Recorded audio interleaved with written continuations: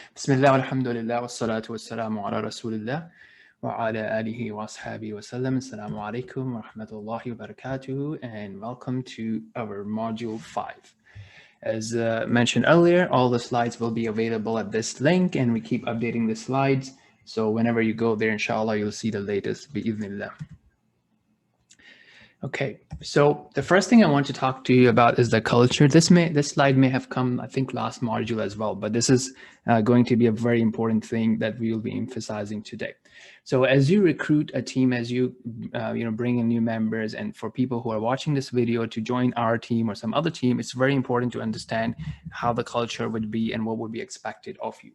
So, I asked from the get-go that, look, you need to be self-disciplined. You need to be, able to manage your time. This is not something that we do in group. It's not like street Dawah that we all go together, or it's not like event management that we all do together. You have to be able to do it on your own. Okay. So we, even if you have like 1 or 2 hours a week, that's a lot. Inshallah, you can achieve a lot within that. But I want you to be consistent in that time. You need to be able to block that time and give it for this work. Now, if you are someone who's signing up for, all the new hypes that's coming in, this project, that project, whatever new hype comes up, you sign up for it, then, you are probably not a good match for this team. You need to know what your priorities are, what type of work you want to commit, what type of work you are serious about, and so on and so forth. We actually, in our team, we expect you to also invest half an hour to 45 minutes in your own learning. And this is in relation to what we mentioned in the first module or the second module about the risks to the du'at, you becoming desensitized about the sins, you becoming desensitized and, not valuing the ibadah. So it's very important for you to be actually engaged in Islamic studies. And when we say Islamic studies, we don't mean that, okay, you're watching debates and arguments of Dawah for 45 minutes. No, it has to be something actually Islamic studies like, Quran, tafsir, hadith, fadail of the actions, ibadat, afkar, and so on and so forth. And so that you're also spending time in good company and so on and so forth, okay? We expect everybody to be actually updating on our platform. So we use WhatsApp and we use HubSpot, and we want weekly updates, so that this way we ensure that everyone is being consistent and nobody's like, dropping the ball on their end. And obviously, as we mentioned earlier, the document, the training manual is linked below, and we'll be referring to it several times today, inshallah. Okay, so now some of the things, again, from this culture aspect. So let's say you come in, you have blocked some time, right? So you could block several slots. You could say, okay, I'm going to be available Tuesday evening, Saturday afternoon, and Sunday morning, for example. Or you can say, okay, I'm only going to be available Tuesday evening. Whatever I can do in that time, I will do it. And that's it. I won't worry about it after that. So this is very important for you to actually look at your calendar and be able to block it. Okay. So after that, what you would do actually is, another thing for you as a mindset you need to be aware of is, hey, you know what? I'm a gardener, right? So always remember this analogy, right? What happens is a lot of time people get like, worried about, the person is not responding, the new Muslim is not responding, and, they get worried. So I always tell them, look, you are a gardener, right? So as a gardener, what you need to do is, you need to be able to go to the land, assigned land in the time that you've committed, whether it be Tuesday, Saturday, whatever it is, and provide the nourishment to the land. Okay, all lands will be different. Some lands would give you amazing fruit. Some land would take longer. Some land would be faster, and so on and so forth. That's not what you can control, right? So, you should be feeling successful, dependent on your efforts and obviously your sincerity. So don't, results, if results happen, if you see some success, as we'll show some examples today, alhamdulillah, that's from Allah subhanahu wa ta'ala. He's giving you motivation, he's giving you glad news in this world. But even if no results are seen in this world, remember that Allah subhanahu wa ta'ala is rewarding you based on your efforts. Okay. So some examples are like this, right? So, if sometime you would say, okay, how are you? Right? And the person may reply, I'm busy and stressed, lots going on. Okay. You may say, well, let me know when you can make time. Right. So if you become, so you have to be very careful about how you are communicating and how you're responding, because some of the responses may not, generate a response that you are looking for, or that you actually want to achieve. Okay. So here are some examples, right? So you might want to confirm that, look, I understand you have lots going on. Depending on the person, you might say, I understand you are ambitious and there's always be exciting stuff happening, right? You might want to remind them that, look, you know what, many times the best way to deal with stress is to step out of the situation, take a fresh look. So you want to use these type of things. Another example is you might say, look, I hope you can appreciate it's about making time. Look, making time for super important things that don't appear critical. Okay, so you don't think that what I'm talking about it doesn't seem urgent, it doesn't seem critical, but it's very important, right? And if you make time for it, it will have effect in all your areas. So think about it, if someone is really busy and stressed out, and if you tell them, hey, you know what, you should make some time to go out on a walk, or you should make some time for exercise, and you say, hey guy, I'm busy. Well, if you make time to take care of your body, it will actually have a ripple effect and it will help you to do better in the areas that you are, stressed out or busy with, right? So you spending time on your body or going on a walk is not actually taking away time or focus from that project or whatever you're working on. Rather, it's actually going to enhance your productivity. So you need to be able to explain those things or remind those things, okay? And then you would say, hey, you know what, look, I just care about you, right? I know it's very important to invest time in building your relationship with Allah. When can you make time to get on a call? When can you make time to meet up, right? So now I'm saying when, so I'm asking an option, right? Instead of just leaving it open. Okay, if they don't respond, say, hey, how about Wednesday night? How about Saturday morning? Can we meet up? Can we have a call? Can we have a quick call, just a 5 minutes, 10 minutes call? See whatever progress you can get there, okay? And so let's say if you tried all those things and it's still dead. So I'm just hitting this point about what do you do if the person is not responding, okay? This may happen in the first time, right? So believe it or not, even right after the shahada, when you're trying to get the first meeting, this happens, right? And sometimes it happens after a few meetings. So whenever it happens, you need to be ready, okay? So if there's still no response, what do you do then, right? Do you just forget about him or her, or what do you do? So here's what I suggest you do. So, so if you have been messaging the person on Tuesday evening, let's say, try to change the time, maybe try weekend. If you have been trying weekend, try a weekday. If you've been trying evening, try morning, whatever, just change it up. If you have been trying to contact that person weekly, which is what we advise, now move that person to a monthly. Okay, so you need to be able to, again, do your own planning, right? So what I do in my phone book, I have a way to determine, or I have a way to basically code people, right? So people who I'm following up with daily or month or weekly, or people who I'm following up with basically once. 1 second.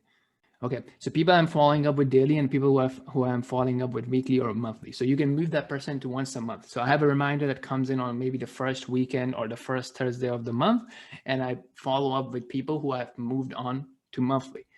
Okay, and why is this important? Because look, people change, right? So right now, let's say the person is busy. After a month or two, the person may say, you know what, that's fine, let me get on a call. So each time I'm reaching out, I'm trying to get the person to meet me or to get on a phone. And what do we do after? We're going to talk about it. But right now, the goal is to get the person to communicate with you, to talk to you. Okay, and as I said, look, this becomes a challenge, right? Many people think that the challenge with new Muslim is that they are asking too many questions or they have a lot of questions. It's not like that. It's to get them to talk to you, or it's to get them to think about Islam and to make progress about Islam. Okay, so the reason I'm saying this is, look, I have many people, and we'll see some examples today, inshallah, that have actually, come back to Islam or have started talking to us after a year or after 6 months. So had we left them, we are losing out an opportunity. Obviously, Allah will revive them with someone else, or Allah will give everyone what they deserve. But the question is, what are you going to do, right? What role would you play? Would you play a proactive role, or you don't care, right? So putting them on on a monthly follow-up actually does help. So I have had people, right? So for example, I had some new Muslim mentors who were new in the team, and I gave them a contact. They said, well, he's not responding, so I'm done. Okay. Now the same person, alhamdulillah, have revived a relationship with him, and you're going to see some of his achievements and some of his habit share stuff. So again, things happen, right? You just have to be patient. As we said, be a gardener. Some land will take longer and some land will be faster. Okay. Now, finally, what else you can do is, you can also try to switch up things, right? So one was you can switch up time right? From weekend to weekday and whatnot. You can also try to approach different approach. So if you have been contacting them via WhatsApp, try SMS, try calling them, try emailing them. So this is all work. I'm not just making things up. This is all work. And then finally, let's say if nothing works, give, and this is again, we have done this in our team, right? So let's say it may not work because the person is now shy. They're like, you know what? I have not been responding to this person for 6 months or 3 months or 3 weeks. I feel shy to connect with them, right? Or, you know, maybe it's not a good relationship. There's not a good connection. So what we do is, you know, you give the person, say, you know what, if there's anything I can do for you, let me know. I think I will pass your contact to another member of our team or a senior member or a manager, whatever, right? And, you know, perhaps that may be a good relationship for you. And then after a month or after a few weeks, the new coach contacts them, right? You can say, hey, I'm a senior coach or I'm the manager. We understand that things got busy with, you know, coach XYZ. And I'd like to, you know, see if we can get on a call and restart our relationship. I'd love to know about you and see what's going on, what's on your mind. Okay, when can we get on a call, right? So that's another thing that you can do. So this is, again, you know, from a mindset and culture perspective. Okay, so again, mindset issues for coaches are you are getting bored, right? Because there's no action. He's not responding. She's not responding, or you're getting disheartened. So remember the life of the Messenger of Allah sallallahu alaihi wasallam, right? He was consistent. He was going out again and again, inviting people. You know, it's not like a walk in the park, okay? And it's going to be disheartening, but it's going to have a lot of reward. Okay, another issue with the coaches is they are thinking that, you know what, I don't want to push. Well, you're not pushing, you're doing the dawah, right? There's a difference. Look, first of all, the person has agreed to this relationship, okay?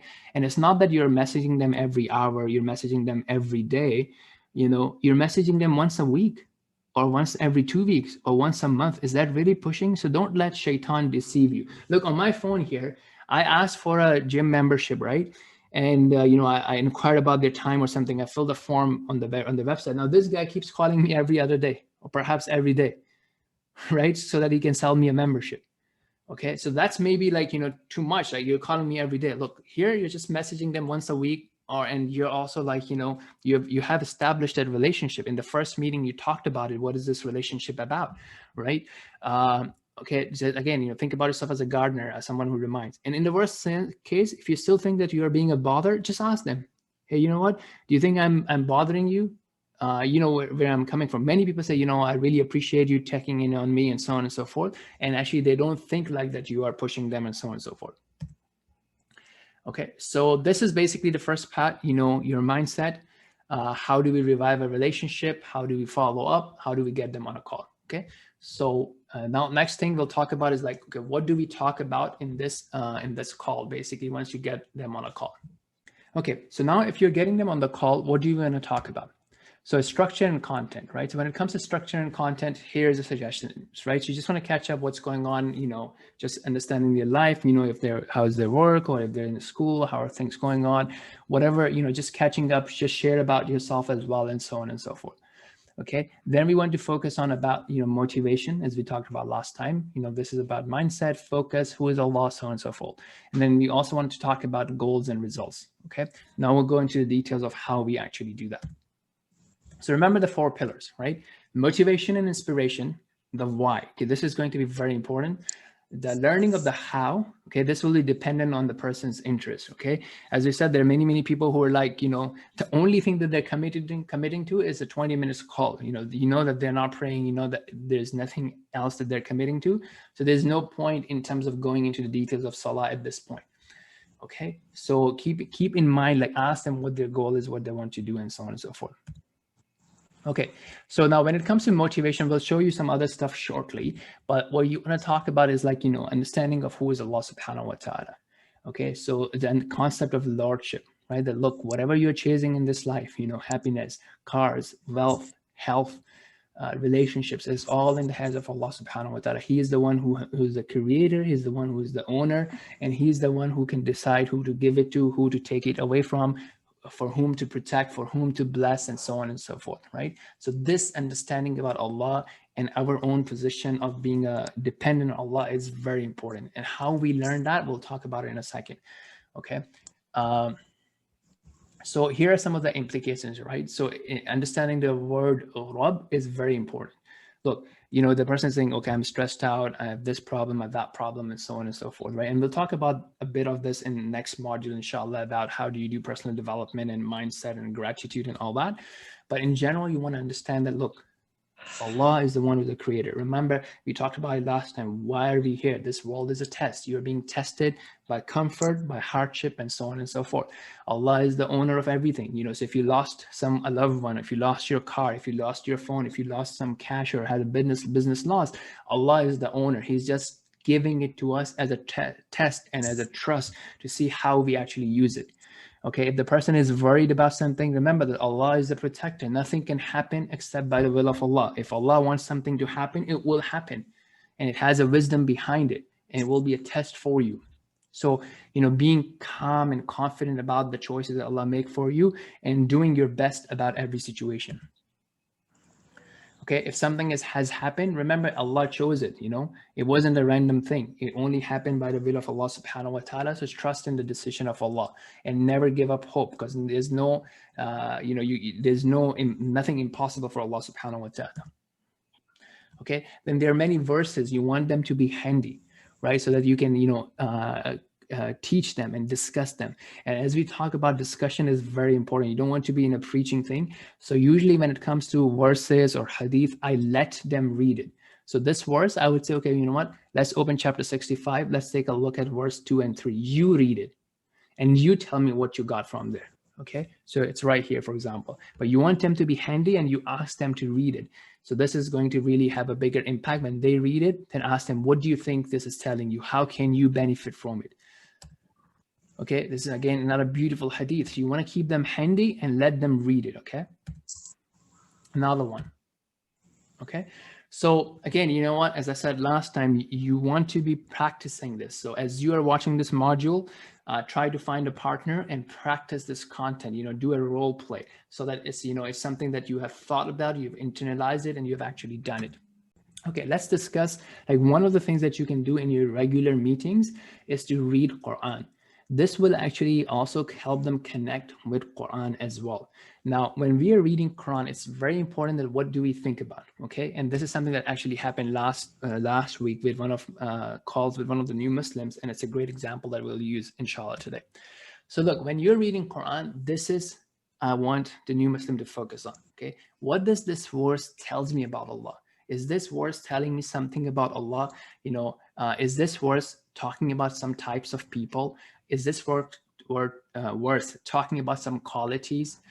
How do I do in terms of those qualities? Do I have the qualities that Allah loves, or do I have the qualities that Allah does not love? Okay, what is it Allah love? What is it that Allah does not love? You know, is there a promise in this verse that if I do this, Allah will do this? Okay, is this verse helping me to shift my focus, right? So sometimes the verse may say, look, you know what, that people, you know, love this dunya, but they forget the hereafter. You know, am I forgetting it? Okay, is there a mindset, right? So mindset verse would be like, you know, Allah subhanahu wa ta'ala saying, وَعَسَىٰ أَن تَكْرَهُ شَيْئًا وَهُوَ خَيْرٌ لَكُمْ. It may be that you dislike something, but it's good for you. So that's a mindset, right? You know, إِنَّ اللَّهَ عَلَىٰ كُلِّ شَيْءٍ قَدِيرٌ. Allah is able to do all things. That's a mindset, right? And so on and so forth. So why is this important? So last time, you know, we came across a verse, you know, this was the verse about, yeah, وَاللَّاتِي يَأْتِينَ الْفَاحِشَةَ مِنْكُمْ فَاسْتَشْهِدُوا عَلَيْهِنَّ أَرْبَعَةً مِنْكُمْ, right? So if one of your, you know, women commits zina, then, you know, you have four witnesses for her, and, you know, keep her in the house, and so on and so forth. Now this verse has been abrogated, right? So the main thing that I wanted to say is that, look, you don't take one verse and you start thinking that, okay, no, I know the Islamic ruling about this. No, to know Islamic ruling about something, about some situation, the scholars just don't look at one verse. They're looking at the whole thing, because that's why they're scholars. They know this verse. They also know the whole Quran. They also know the hadith and the implications of it and how it was applied, and, you know, different exceptions and so on and so forth. So if your question is, okay, I'm looking at this verse and this is going to tell me the ruling or the Islamic ruling on certain event or certain situation. No, that's not the purpose. The purpose is to use it to learn about Allah subhanahu wa ta'ala. Okay. And if something like that comes up, then you ask the scholar, you ask your teacher, say, okay, you know what, I came across this. What is the ruling of, you know, someone who commits zina in Islam? So that's a different question. Don't take the ruling just from one verse. I hope that's clear. Okay, so here are some videos, okay, how we did it. If you want to see some practical example, you can take a look at that. Here are some notes that I have been making, right? So if you were to study some verses, it has some bullet points of things that you can actually talk about. So this is one of the things that you can actually use from a perspective of how do you actually motivate them. What other resources exist? Let me show you some other resources that also exist in terms of your regular studies in the category of motivation, okay? Okay, so this is again, you know, if you go to our training manual, right? And the reason I'm keeping a lot of stuff in the training manual is so that if we find new thing, we can easily update it. Okay, so here, as you can see under the pillar of motivation why, you know, we have these suggestions. Okay, so we talked about Quran and translation. Okay, and again, when you're reading Quran and translation, let them read it. Ask them, what did you learn from this, using the questionnaire that we just shared with you. Actually, I'm going to put the questionnaire in this document as well, so you have it handy. Another thing that you can do, okay, now I'm giving you several options. You can try several things and see how it affects your new Muslim. Okay, if you have other suggestions, let me know as well. So another great thing is a book called Disease and the Cure by Ibn al-Qayyim, rahimahullah. And it's a great book. The English translation is not great. I've done some short videos on this. So if you choose to, you can actually watch these videos with the convert and discuss that. Another thing I do is, you know, I look at the Riyadus Salihin chapters. So we'll link the PDF here, inshallah. You can take a look at, for example, the chapter of Salah, right? So let the new Muslim read it and, you know, with you, right? So read one or two. So sometimes I do this, like you read a few hadiths together, he reads it, and then you ask him, what do you think about it, right? What do you learn from it? There's some other books I haven't found. I wish there was a good translation or summary of this book, Tariq al-Hijratain. I'm going to link it here as well. So this is another thing that you can do. There's a video series being done by a sheikh who's actually a convert, but it's a very detailed one. But let's say if you can watch that, if you can, you know, take some notes and then you can discuss that, that could be a good thing as well. And maybe there's some other books, perhaps, you know, we might update it as we find more options. Obviously, you know, attending lectures and conferences or classes together, that can also help. Also under motivation is we have some suggested channels. Okay, so you can subscribe the new Muslim to these social media and these channels. And one thing I would also recommend is to watch these things with the new Muslim. So let's say if you're meeting for half an hour, right? You're using 10 or 15 minutes. Perhaps you can watch some of this channel together so the new Muslim gets used to it. And then at home, he can also spend time on those things so that he keeps getting reminder about Islam, okay? So this is about the motivation. Next, we will talk about how do you teach them the Salah. Okay, next we want to talk about basically the second pillar, which is teaching them the how. Okay, so in this, we want to focus on the mindset as well as learning. So in terms of mindset, what people sometimes think that, okay, I need to take them to the Arabic alphabet. That's fantastic. But look, many people would not be motivated to learn the Arabic alphabet. It depends on the person, right? And also if you spend all the time learning the Arabic alphabet, you may not be spending time on the motivation, and, you know, you have to balance it and look at the person, okay? So, you know, I tell them that, look, you know, in the meantime, you can use transliteration, as I've shown you in this example. And, you know, I've shown you some examples of what some of the new Muslims have achieved, but it wasn't like a one-day thing. It took several months to get there, and not several months because you need several months to learn it. It's because of the lack of motivation and prioritization. Okay, so some people get very concerned about, you know, my pronunciation is not right. So, you know, look at, you know, what's blocking them, right? What's the obstacle? So help them understand that, look, it's not about pronunciation. Your salah can actually be rewarded more than in Arab, right? Because you're sincere, you're focused, you're making time for it, and so on and so forth. Okay, so remind them of this thing. You know, what's important is for you to invest time and do your best to learn. But if you're putting in your effort, then it's not about, like, you know, how good your pronunciation is, but it's about how much you're actually remembering Allah subhanahu wa ta'ala. Okay. And again, if they say, oh, I'm busy and overwhelmed, remember that, look, it's not like a liability. Salah is supposed to help you with your burden, right? You're going to the source, the one who actually owns everything, the one who has the ability and power to reduce your burden. So go and think of it as a way to ask for help, not as something else that you need to do. So that mindset is also very important for you to discuss it with them. Look, you're not preaching, you're helping them discuss, ask the right questions. What does it mean for you to pray? What does it mean when someone does not pray? So if you are, let's say it's time for Salah. Okay, 2 hours, you get 2 hours for Salah, right? That's it. Now, within those 2 hours, you kept working on something, or you kept sleeping, or you kept watching a movie. What does it tell you? Who do you love more?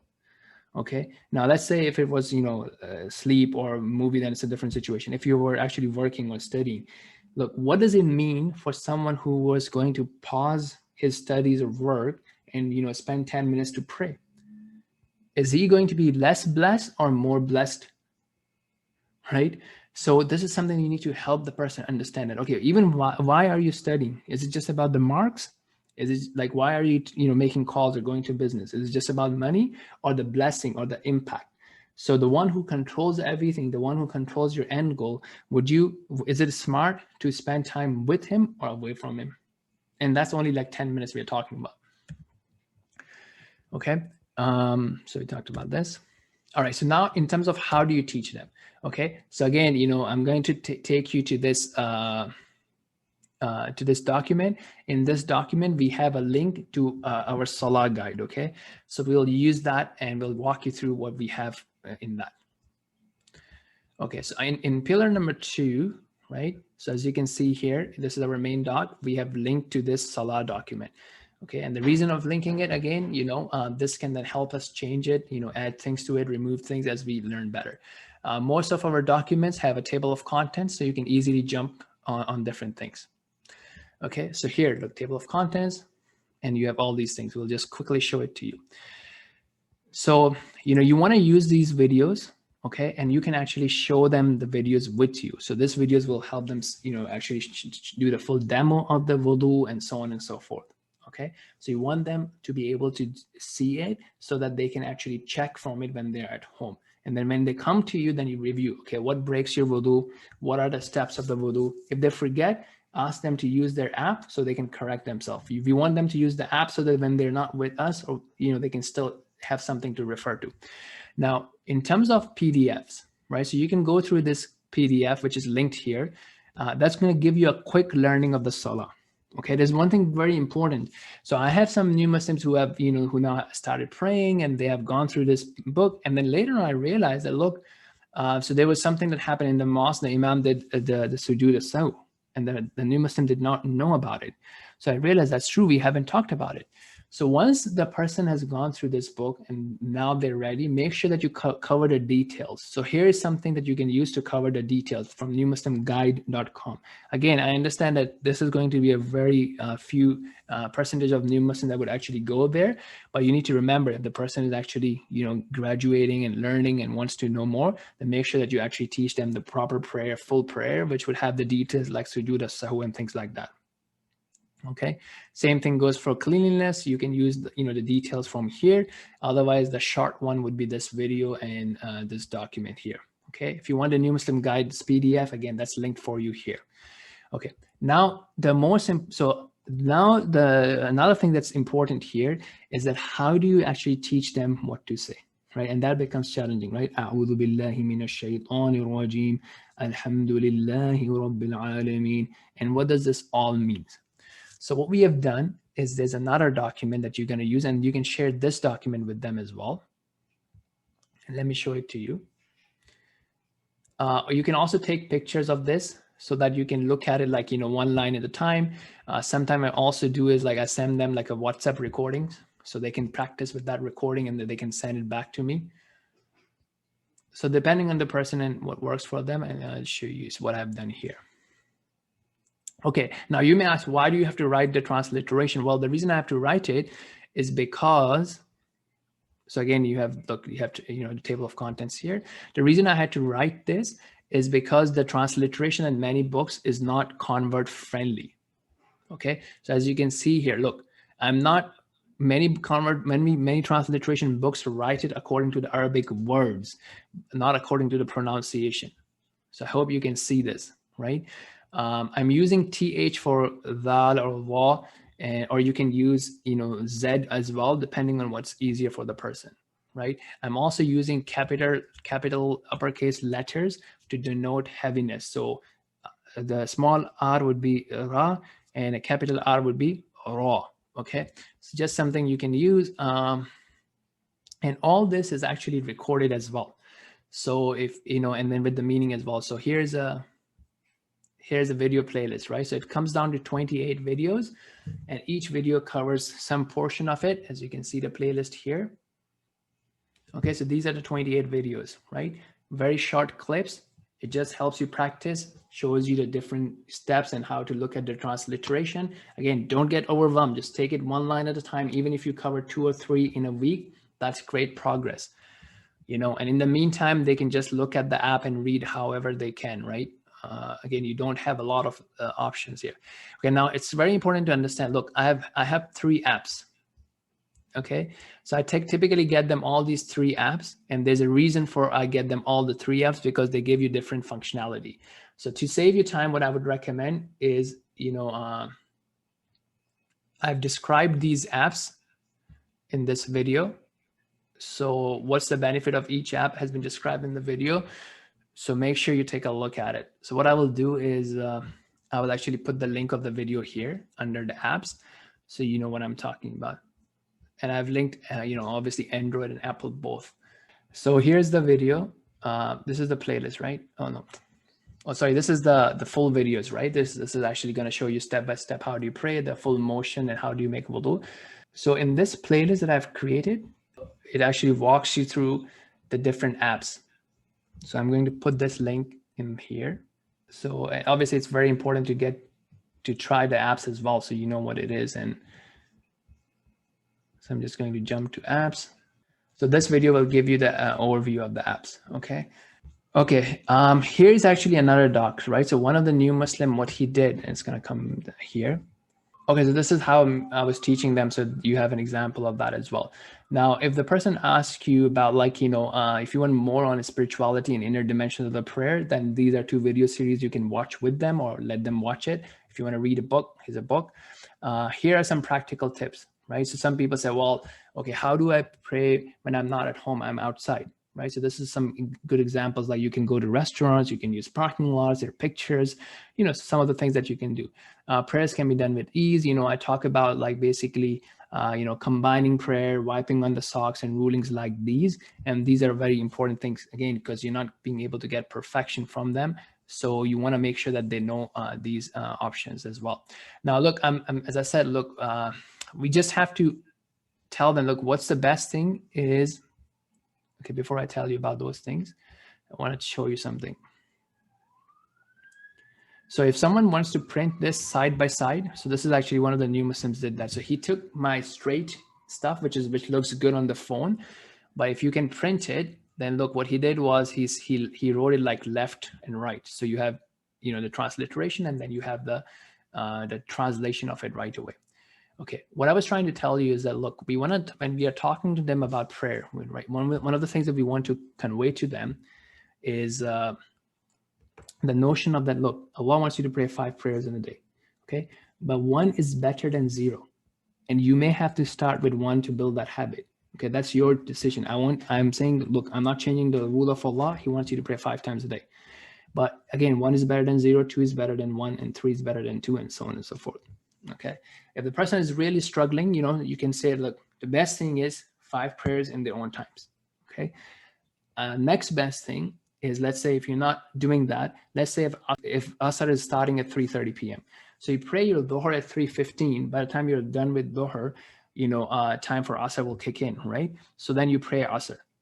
So this way you've prayed both prayers in time, but it's still, it's not the best thing, but it's still better than not praying. And many people are not praying. So, another thing you can do is, look, as a very new Muslim, again, if you see him not praying, you can try to pray Dhuhr and Asr together, either earlier in the time of Dhuhr or later in the time of Asr. Again, I'm not saying that this is the normal, but as you practice and as you work with new Muslims, you would realize that, look, most of them are not praying anyways. So you're giving them something that's better than nothing, okay? So yeah, so this is basically our topic of Salah that's going to be, and then these are some examples of weekly follow-up in which we learn Salah, but we also talk about the motivation and the how, the why of it, and we also discuss some goals. All right, so now we're going to talk about some structured studies, right? So we have talked about motivation and we have talked about the Salah. Now, depending on the person, they may be interested in some structured studies. So let me show you a structured studies option in our training manual. And again, sometimes person is not establishing Salah, but he's studying, he's interested in learning. So let them learn, until they get that motivation. So again, in the manual, we have this stuff here, right? So we have the basic here. So now in terms of a structured studying, you have a few options, right? So you can use newmuslimacademy.org. So, sign up for their courses, and I'll show you a screenshot below. And then, as I'm saying here, look, if you go there, you have to go under courses and go under advanced courses. I have a disagreement with them, like I guess difference of opinion. Their courses start with like, happiness and wealth and manners, which is good. But look, I think we should go right to the topic. Under advanced, they have introduction to Islam, introduction to worship, introduction to faith, and introduction to worship, right on. So I would recommend going through these 3 courses, right? So some of the new Muslims, they are motivated. So I tell them, okay, you know what? Go ahead and watch module 1 or 2. And then when we are meeting up, they tell me, okay, which modules they have watched. What did you learn from that? Have a discussion about it. If they're not doing that, then maybe you can watch those videos with them. Another option is for you and them to read newmuslimguide.com together, right? So go in the sequence, right? Or you can use this PDF and, again, let them read it and then you discuss it with them. So this would give them a good understanding of of Islam. Okay, so here is a screenshot of New Muslim Academy. Look, we don't want to start with health and happiness and Muslim relationships and success and wealth and Muslims at home, right? You want to get to this topic because, look, many times happens is that they will be with you for 4 or 5, 6 weeks and then they drop. So you want to give them the core content. Okay, so another thing that you can do is there are some of the series that we have marked. So this is some of the series that they can go through on their own, and then you can discuss in your weekly follow-up. Or if they're not doing that and they're interested in this topic, then you and them can go through it together, right? So you have a series on pillars of faith. You have a series on, the qualities that Allah love. And we have chosen the videos that actually are well done. So it's a very good quality video, good graphics, so it looks attractive, right? Names and attributes of Allah subhanahu wa ta'ala, the seerah of the Rasulullah sallallahu alaihi wasallam. This is again the book, Disease and the Cure that I was talking about, the history, the beginning and the end of the universe, about the angels, different du'as that you can ask Allah. So these are some of the series that we have, captured. Okay. Now, this is some of the things that they commonly ask. So we have linked those recommendations, those videos for you. And again, if there's some other stuff, we'll also link that for you here. Okay, we'll come to the habits later. So these are some of the things that you can do for structured studies. Now, if they want something more, if you come here, so yeah, this is about the concept of marriage. Sometimes they ask about marriage, so we want to like empower them, like to things to look out for, and not to rush into it. Qualities to check, different advices, different lecture series, and different mistakes that people have made, all have them be documented here. Again, this is not something that you need all the time, but if you need it, you have it here. It also talks about the concept of wali, who can be the wali, and so on and so forth. Okay. Now, if the person is like really growing, they want to learn more, then here are some of the things that you can recommend. They can go and sign up to one of these online learning portals, or they can look at in-person studies in their town and locality. Okay. If most of these things they have fees, you can email them and they will give you discounts, or they'll give you scholarship, and so on and so forth. If they want to learn now the Arabic alphabet, again, you have a playlist that actually walks you through all the Arabic alphabets. There is online learning programs. And again, obviously, if you have in-person learning, that's good, better. But if not, then these are online resources for learning. Okay, this is advanced Arabic stuff. Okay, so this is very important for you to know, right? Look, I mean, if your convert is growing and learning, make sure that they go into further learning. Don't stop them with just New Muslim Academy or newmuslimguide.com. Okay, so that's that. This is about our structured studies. I think that's all I wanted to talk about in the structured studies. Okay, let's talk about do's and don'ts here. So basically, something very important to understand when when giving fatwa, right? You should do this and you shouldn't do this. These are some of the common questions that come up. Okay, and it's very important for us to understand some of the nuances that are involved there, instead of just saying, well, it's halal, it's haram, yes and no sort of things. Okay, so first thing, when it comes to do's and don'ts, one of the things that you need to understand is their commitment level. Okay, if someone is just taking shahada, right, and is married to a non-Muslim, right, let's say atheist, right, to avoid any Ahlul Kitab card, or she's a woman, you can't say, well, brother or sister, the first thing you have to do is leave the husband or wife. Like, you need to understand like what their commitment level is. They're just starting, right? They haven't even established prayer. So one of the things that I use is, look, establishing prayer is way more easier than leaving your spouse, than quitting your job, or then quitting your business. Okay, so if their commitment hasn't grown to the level of salah, like, what's the point of talking about other things like hijab, or beard, or spouse, or leaving your girlfriend, or alcohol? So sometimes you have to be able to understand these things, that first thing is salah. Okay, some of the other things to be aware of is this an agreed upon issue, right? So you may be following something, and you should follow that thing, whatever you believe in, and whatever madhab and opinion you're following, and that may even be a safer, a stricter opinion, but that does not mean that is the only opinion. So let's say if you're a Hanafi and you don't believe in combining, for example, right? Can be aware that there may be different opinions, and based on the commitment and priority level of the new Muslim, they may want to take in the easier opinion. Okay, same thing goes for circumcision, right? Is it like an agreed upon thing that they must circumcise, right? So being aware of those things is important. Again, firstly, you won't even get into those things because most of the people, their commitment level is already very low. So you just want to focus on salah and meetings and learning and so on and so forth. Okay, being aware of the benefits, right? So this is something we'll talk about next week as well, that look, at the end of the day, the decision is theirs. You are helping them learn the ruling, either yourself or taking them to the imam. Actually empowering them to talk to the local imam is also important, right? So look, he or she should know that, look, is this an agreed upon must thing? Is it disliked? Is it preferred? Or is it a halal haram issue? Is it consensus? So then it's a very important issue, right? If there is like half and half, some people consider it as permissible, then it's not as urgent or as important, right?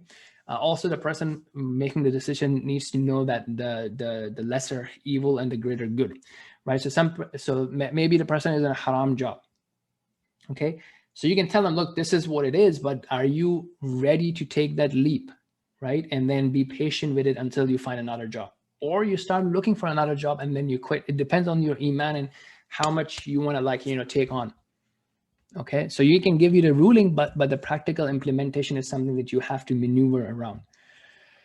Okay, so that's going to be their decision. Also, something important, and I'm going to put it in the link there, is to use the local fiqh council. So for example, in the US, there is like AMJA, right? So that's a committee of scholars, Sunni scholars from different backgrounds who they come up with fatwa together, and those are legit for North America, right? That may deal with insurance, that may deal with medical issues, that may deal with, actually they have a full page on new Muslims and their related issues.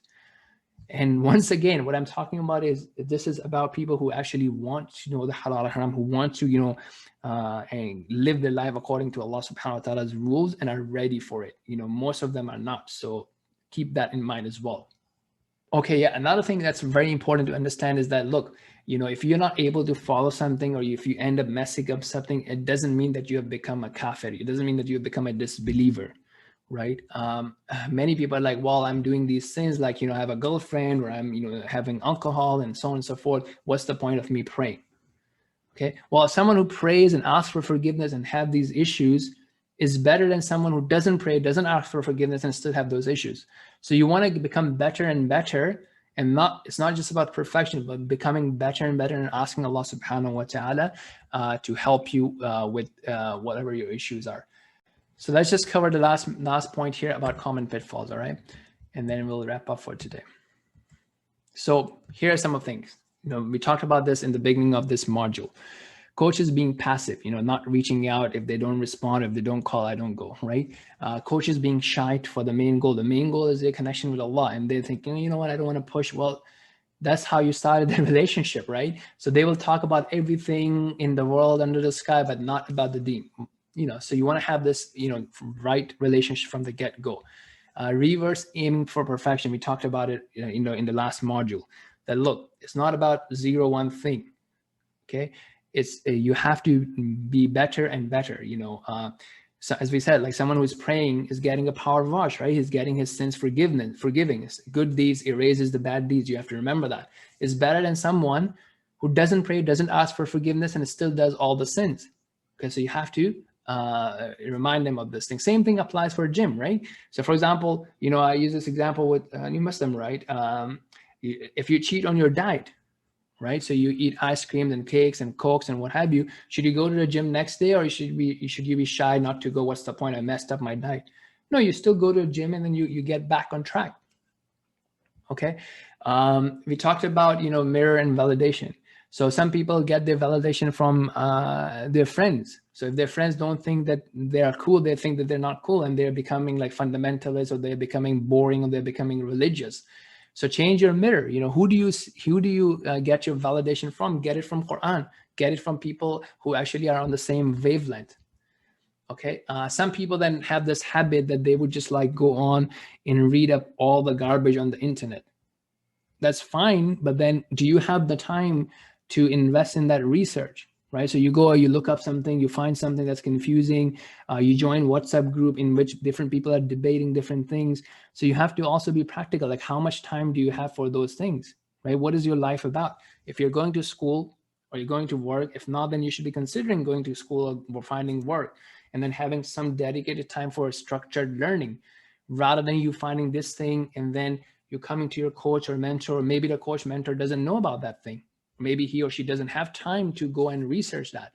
So again, you want to have that discussion with that person that, look, if you're going to be spending several hours on random education, is this fruitful spending of your time? And same thing goes about differences of opinion, right? So if there are some differences, like let's say, where do you put your hands in salah, right? Or can you combine your salah or not? Right? So those are legitimate differences. They come based on different principles and different studies and what have you. And if the person is doing this, he has learned or she has learned from a reputable source and he is doing it. Now, that doesn't mean that he's a non-Muslim or his salah is valid or invalid. So as a new Muslim, as a new learner, what you should do is you should find someone that you trust, an organization or an institute, a book that you trust, and you learn with that. Now, if someone else is doing something that's different, imagine there's only slight differences. That doesn't mean that his book or his approach is invalid. If they have learned properly, it's also coming from a proper source, and they have the reward with Allah subhanahu wa ta'ala. Now, if you have time later on, you can go into, what we call like a comparative study and understand this opinion versus this opinion, and then you get to a point where you are able to, study more and figure out which one is stronger. But you don't have to. If you have found one teacher, one authentic teacher who has studied, who has graduated, people have approved of him and some, system, you're learning from that, that's fine. You're not obligated to learn all the opinions and then, figure out what to do with what. Okay, so this is something we talked about, falling to, too many people and being confused, making life hard for yourself. So keep in mind. And again, always seek help from Allah subhanahu wa ta'ala to guide you to the right people, to guide you to the right opinion. That's something very important, to be humble and asking Allah for guidance. And yeah, if again, if you come across something, there's a debate or something, think about, is this really important for you to reach the conclusion on that debate, right? Such as, where do you, tie your hands? Okay. How important is that for you? Do you have the resources to be able to distinguish those things? Okay, so here are some of the things that we have done, like, in terms of like deeper commitments and, things like that. And we'll talk about some of these things, inshallah, in next week's thing on development and goals and how do you set goals and whatnot. So in the meantime, I just want to show you something quickly and then we'll wrap up for today. It's very important for you guys to spend some time learning about from this book I talked about earlier. I think in the second module, something, so what some of the things that you want to set goals with is like, okay, if you can't do 5 prayers, can you commit to 1 prayer a day? Okay, and use some of the techniques that are mentioned in this book. Sometimes you may want to have some sort of a short-term reward or short-term penalty, right? Because when we miss salah, we are missing a lot, but we don't see it happening right in front of our eyes. So the token, you could say, look, you know what? Again, you're praying for Allah. You're making this extra commitment just to push yourself, right? For the sake of Allah. So you can say, okay, each time I'm going to pray, I'm going to put in $5 or $10 in my budget to buy a nice pair of sneakers, right? Or my fund budget, or I will, give a penalty to my coach, for example, right? So just something you're doing as a means of, making it more concrete. And these are some of the techniques that have helped. Now, I'm going to put in links to this app, Habit Share app. This is very important. Again, for some people, we just do a WhatsApp check-in, just check in on how many prayers you're making based on your goal. For some, we do Habit Share. Habit Share is good because it gives you this whole week view. You can see it the whole month, whole year. I'll show you some examples now. So these are some of the things that you can use. And sometimes I've studied the Atomic Habits book with my convert as well. So you have to see what's the best thing to study, right? So sometimes you might want to watch the video summary of Atomic Habits instead of watching something Islamic. So you have to be able to play around and, experiment with different things. So let me show you some examples of, Habit Share. And these are people actually, so you remember when I was saying earlier that some of the people actually, they were not responding for 6 months and now they're at this stage. So imagine if we had dropped the ball on them. So you can see this is one example. There's some sort of financial penalty that's attached to it as well. So different people, as you can see, have different goals. Sometimes it would have Quran, sometimes it would just have Salah. Sometimes it may have workout or reading. Sometimes it has prayer practice, Friday prayers. So that's one. That's another one here, right? So you have all these different prayers.